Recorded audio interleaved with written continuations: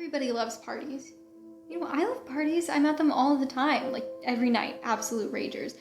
But, for someone who doesn't really go to parties, if you're only at them like 2 or 3 times a week, maybe, things can things can get really hard. I'm sorry.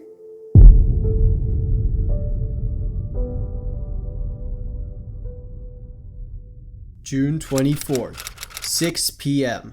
David Majernik's grad party. The family's been prepping for hours. Guests have started to arrive. All is well until a couple of minutes later. Most of us were in the backyard, I think.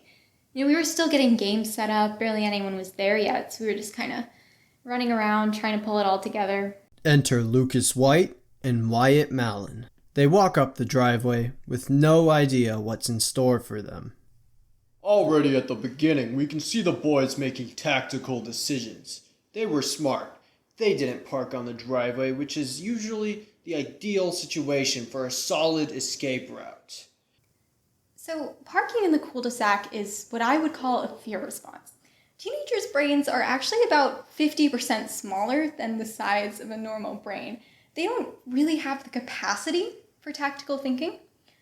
If I had to guess what they were thinking about at that moment, well, it's scientifically proven that teenagers can only think about a couple of things. Like sex, weed, rock and roll, Adderall if they're nerds.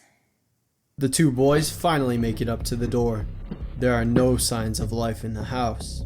We had no idea they were there, We were in the back, we were getting ready. Parties, there's so much to do. You can't just wait by the door for everyone who shows up. I have written 3 books on Southern etiquette, and let me just say, these boys made the right choice. You should never just enter a house for a party without the host to guide you in. I understand this was a tough situation, but this was a serious failing on the part of those hosts. Already, the evening is taking a turn for the worse. Next comes a classic but tragic party-goer mishap. Something was left in the car. Oh, I didn't grab my coat. Go get it.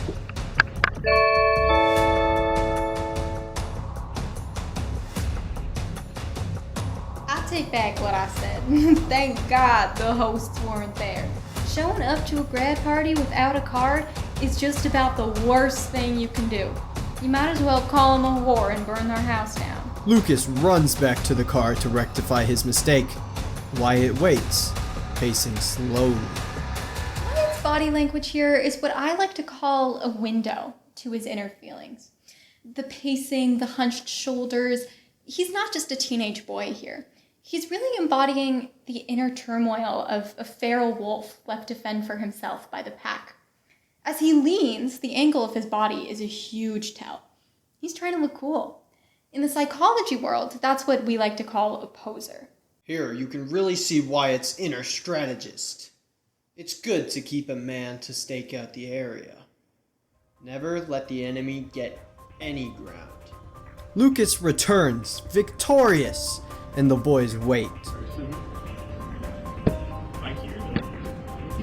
Boys are making some smart choices here, listening for threats. Despite their tactical awareness, the boys find no success in waiting. Stop banging on it for a second.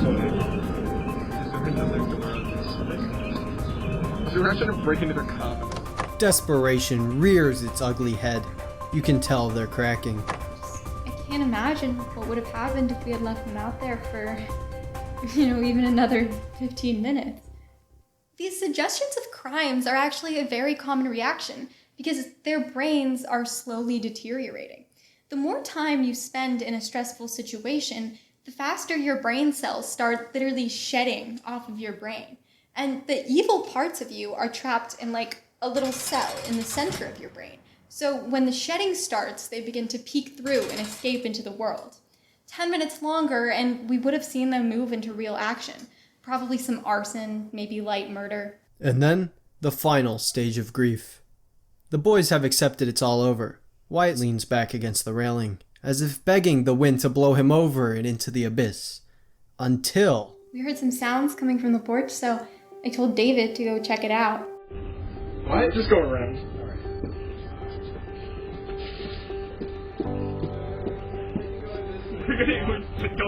Alright. a glimpse of hope from the darkness. They found the backyard party, and the boys are saved. Yeah, I mean, would I call myself a hero? Probably not. A savior? I'm not Superman or anything. If I had to pick a comparison, it would probably be Jesus.